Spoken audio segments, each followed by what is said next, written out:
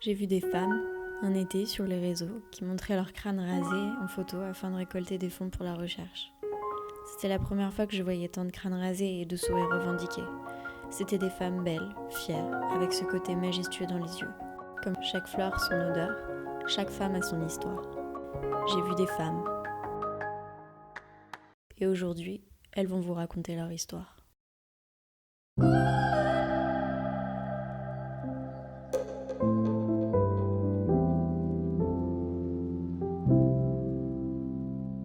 On se pose toujours des questions, qu'est-ce que j'ai fait ou qu'est-ce que je n'ai pas fait?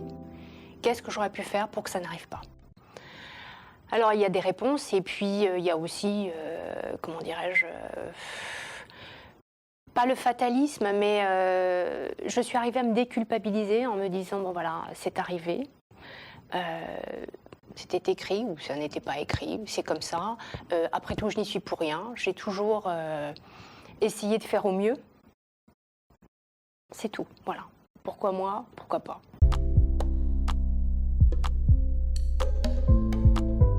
Pour mes 40 ans, j'ai eu la chance d'avoir un cancer. Voilà, j'ai 44 ans aujourd'hui. J'en suis à mon 3e cancer. Et tout va bien en fait. Finalement, tout peut bien aller quand même. Je venais d'apprendre que j'avais un cancer. Donc en janvier 2017. 17. Donc, je contacte Natacha pour qu'elle me parle, qu'elle me donne des conseils. Sauf que c'était le jour où je partais pour ma mastectomie. Donc je lui ai dit, bon Karen, il n'y a pas de souci, je vais être là, mais au retour, dans 3 jours. Donc si tu veux, dans 3 jours, tu viens à la maison. Voilà, donc je suis allée la voir et elle se promenait avec son drain. Voilà. Elle déambulait chez elle. Voilà. C'est là où tout est parti. Avec la repousse de cheveux. Voilà.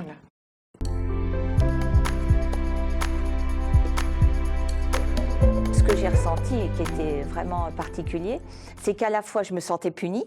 Non, tu ne retournes pas au travail, tu te soignes, porte à 4 et tu joues le jeu, tu es malade, on s'occupe de toi et tu te laisses faire. Donc je me sentais punie et je me sentais coupable de laisser toute mon équipe. Je leur faisais, je les abandonnais quoi. Tout était, j'avais un travail, j'avais des engagements, j'avais des rendez-vous, donc je les abandonnais. Donc c'était doublement difficile à vivre. Ouais, de passer de ce statut de femme en bonne santé, active, à malade, passive, à soigner.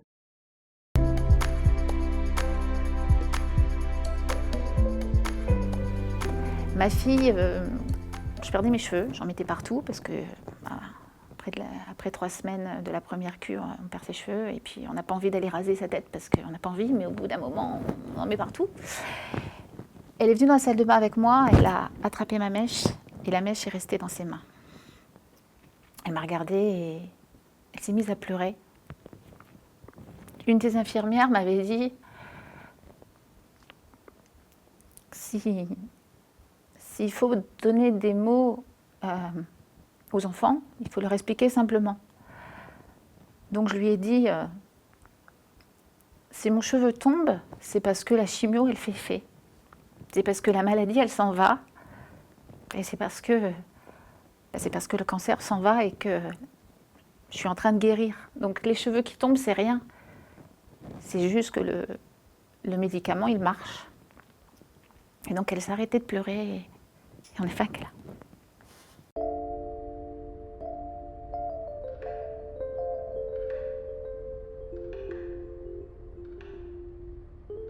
Le premier traitement, c'est la chirurgie. Ensuite, en fonction du stade du cancer, de certains critères histopathologiques, on va décider ou pas de faire de la chimiothérapie. Il peut y avoir aussi de la radiothérapie, de l'hormonothérapie et des thérapies un peu plus ciblées, type Herceptin, qui cible le récepteur HER2 pour certaines patientes. Les rayons, très souvent, ils arrivent après chirurgie, dans la plupart des cas. Même si la totalité de la tumeur a été enlevée, voire le sein entier, on est là pour un travail, si vous voulez, de finition. On va aller nettoyer la partie qui a été opérée.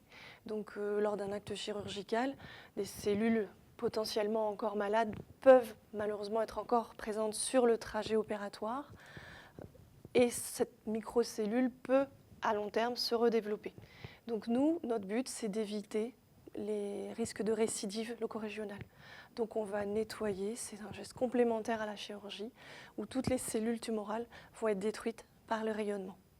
Si on a une douleur au niveau du sein, si on a un écoulement particulier sur un sein, ou moins de les deux en même temps, mais plus souvent sur un sein, un écoulement verdâtre, un écoulement de sang, un écoulement blanc, il faut aller consulter. Si on a une inflammation au niveau du sein, si on sent une boule, un nodule ou autre, ou une rétraction au niveau de la peau, une lésion particulière au niveau du mamelon. Et puis au moindre doute, il faut venir consulter de toute façon.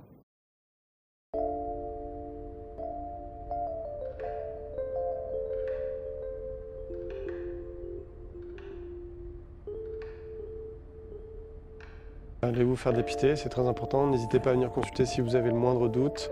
Il ne faut pas rester sur une mauvaise sensation, à se dire j'ai peut-être un cancer, et le garder pour vous et attendre qu'il soit trop tard pour venir vous faire traiter. Vraiment, c'est important. On a des traitements qui sont très efficaces et plus le cancer est pris de façon précoce, mieux on arrive à le guérir, ça c'est sûr.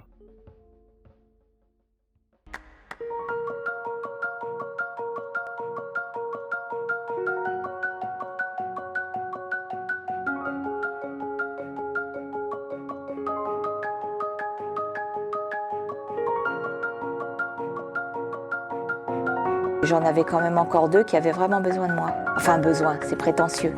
Mais oui, gagner du temps pour mes enfants. L'une comme l'autre, on est les seuls à se comprendre. Enfin, l'une comme l'autre, toutes les dans femmes. notre entourage voilà. proche, en fait. Toutes les femmes qui sont atteintes de la même chose que nous sont les seules à comprendre ce qu'on ressent. Donc il y a des choses qu'on peut exprimer à nos proches et d'autres pas. Donc c'est vrai que toutes les deux, effectivement, comme disent nos maris, on va finir ensemble. Peut-être pas quand même. La motivation, c'est mes enfants.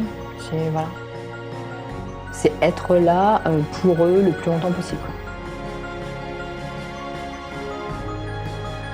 J'ai été entourée et je me suis toujours dit, j'ai des enfants, il faut que je me batte, il faut que j'ai au moins le temps de finir mon travail de maman. Avec mon cancer, j'ai appris la valeur de la vie. Voilà, que ça peut s'arrêter à tout moment, que personne n'est à l'abri. Et puis, on peut manger correctement, faire du sport, ne pas avoir d'antécédents, et puis avoir un cancer un jour.